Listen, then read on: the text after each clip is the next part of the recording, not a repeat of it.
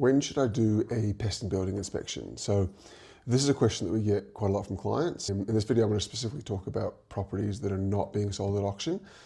When you're buying a property privately, you effectively have two options. One is to do the pest and building inspection prior to making an offer, and then making an offer without that condition in the contract.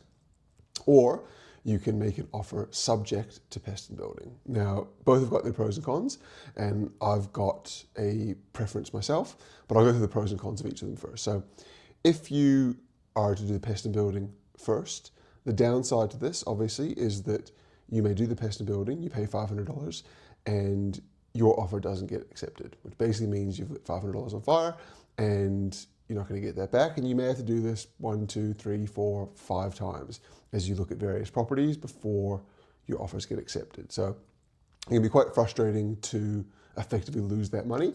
However, the positives to it are that now that you've done that pest and building, assuming you've got your pre-approval all organised, you can now potentially make an unconditional offer on the property, which makes your offer a lot more competitive and a lot more likely to be accepted by the vendor, because they don't need to worry about any conditions or delays or any changes of mind. You're making a one-off offer that's unconditional. On the other hand, if you were to make an offer subject to pest and building, the pros to this are you're only doing the pest and building if your offer has been accepted, which means you're less likely to effectively waste that money.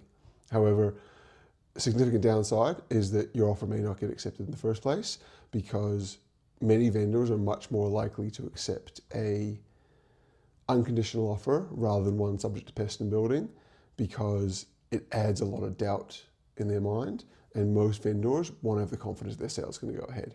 So my personal opinion on this is I would rather make the pest and building up front and be willing to lose that money rather than making it subject to pest and building, because I think that the power of making an unconditional offer is likely to save you more than $500 when you consider the overall cost, as you may be able to negotiate a discount versus other people who've got conditions, because your offer is more likely to be accepted.